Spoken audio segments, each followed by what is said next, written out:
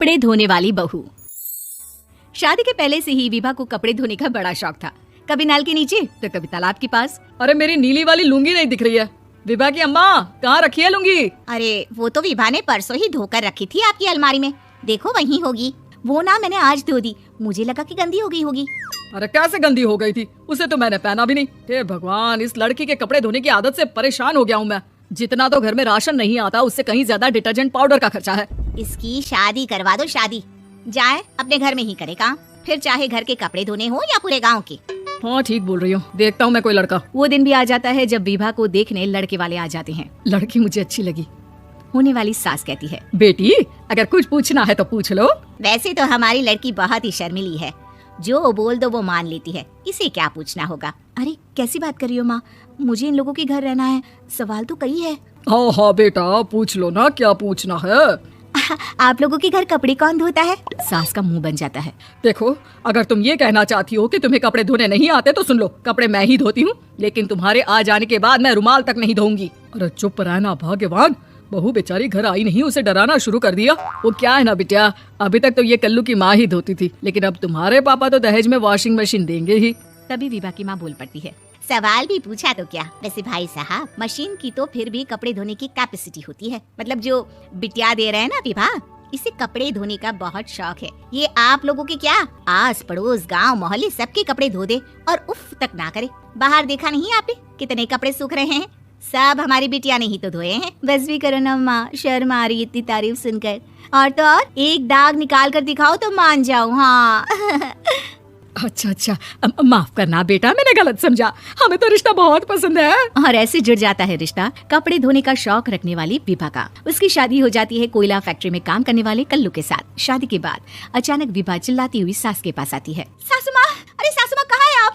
ये तो धोखा है, धोखा दिया आप लोगों ने मुझे। इस ससुर के चक्कर के बारे में पता चल गया। अरे तो उसमें तुझे क्यों धोखा मिला है? अरे नल में पानी नहीं आता, कपड़े कैसे कब धुलेंगे? अच्छा तू पानी नहीं आ रहा उसकी बात कर रही है? तो आपने क्या सोचा? कुछ नहीं।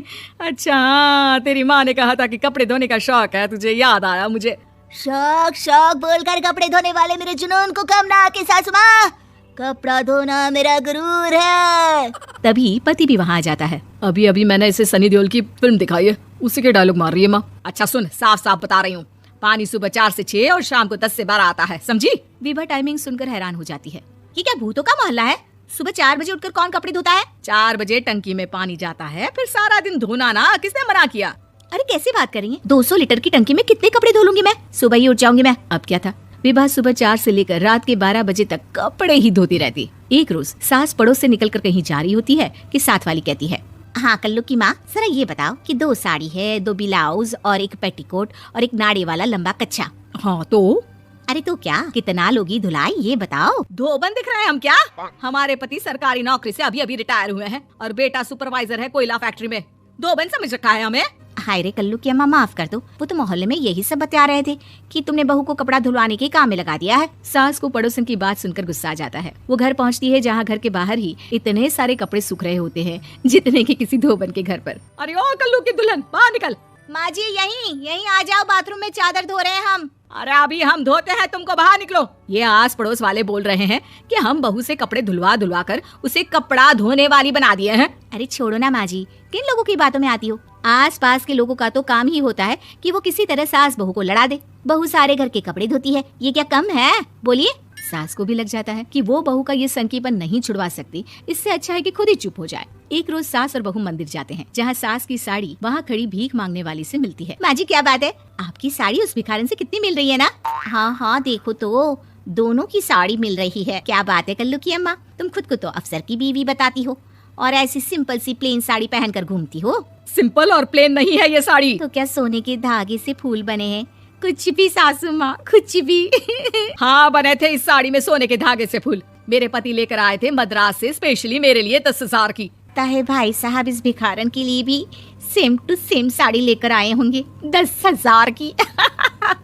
सास उस वक्त कुछ नहीं कहती, लेकिन बहू के साथ घर आती है और अलमारी से एल्बम निकाल कर लाती है। ये साड़ी देख रही है, ये वही साड़ी है जिसे मैंने अभी पहना था। इस साड़ी में ये जो चमकदार फूल दिख रहे हैं ना, ये सोने के धागों से काटे गए हैं। लेकिन तू लोकल वॉशिंग मशीन ब्रश से घिस घिस कर सारे फूलों को निकाल कर साड़ी प्लेन कर दी। मुझे माफ कर दीजिए सासू माँ। और तो और, जब मैंने तुझे तेरी गलती के लिए कुछ नहीं कहा, लेकिन तूने तो सबके सामने मेरा मजाक ही बना दिया। क्यों? बहू को समझ में आ जाता है कि अब से उसका कपड़े धोना बंद।